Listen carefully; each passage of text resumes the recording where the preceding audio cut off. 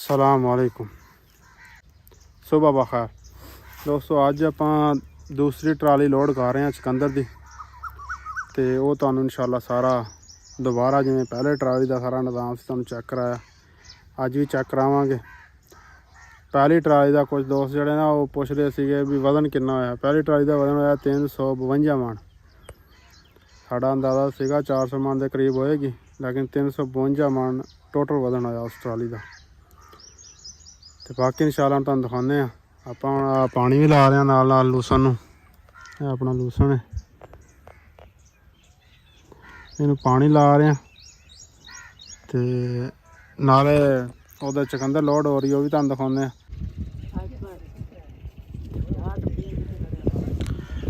देखो जी अपना लेबर माशाल्लाह काम कर रही है, बड़ा VIP चुकंदर जी लोड कर रहे हैं। तो गर्मी भी बड़ी है, इंतहा की गर्मी हो गई है इतने। तकरीबन 47-48 डिग्री जो है ना टैंपरेचर साढ़े को हो गया इस टाइम। तो गर्मी ते खड़े हैं, काम कर रहे हैं अपना। और नाल अपना गवांढियों का ट्रैक्टर फस गया, ये भी चुकंदर लोड कर रहे हैं। अल्लाह करे निकल जाएगा, उम्मीद तो है। अपना चुकंदर देखो, ये चुकंदर का साइज है 4-5 किलो तो लैके 7-8-9-10 किलो तक दाना है विच विच ना।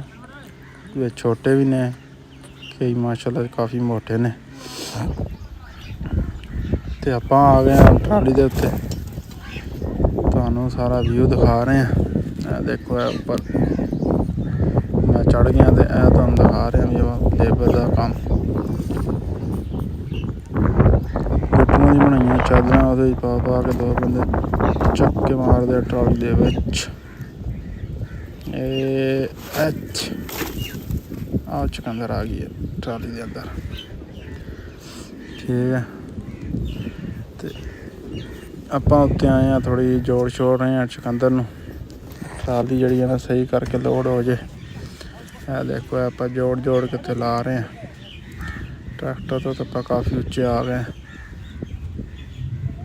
बाकी दोस्तों वीडियो जी ना इनू लाइक भी कराया करो तो शेयर लाजमी कराया करो यूट्यूब ते। जोड़ा दोस्त भी आता है वो सबसक्राइब चैनल करे, नाले वीडियो जी ना वो शेयर लाजमी कराया करो। कोई सानू नाले सपोर्ट हो जाएगी, नाले फिर इंशाल्लाह इस तो अच्छी वीडियो थोड़े वास्ते लैके आवांगे मज़ीद।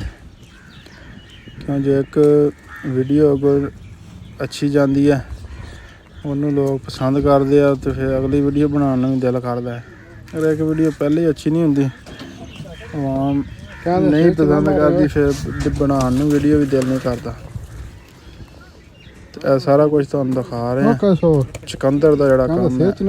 कोई जिमीदार अगर चुकंदर का काश्तकार नहीं है तो जेले चुकंदर जिस तरह होंगी है पानी लाइदा इनू, तो फिर आवाम आती है जोड़ा तुहानू शुरू ही दिखाया, पत्ते छत्ते ला के लै जाती है अपने पट्ठियां वास्ते, तो पट के रख जाती है। फिर लेबर को लोड करा ली दी अपनी ट्राली। तकरीबन हुण झलना कितों जाना लोड होने वाली है, थोड़ी जी झलना 4 बंदे एक झल जाते।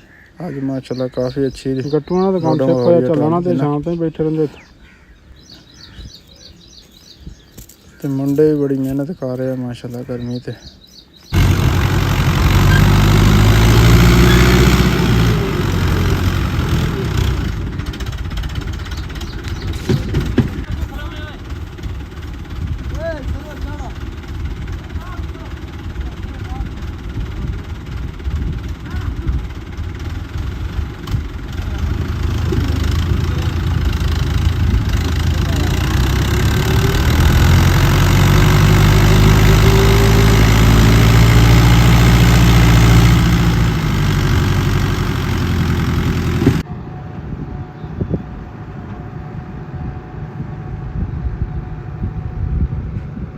है जी दोस्तों, दूसरा फेरा माशाल्लाह जा रहा चुकंदर का।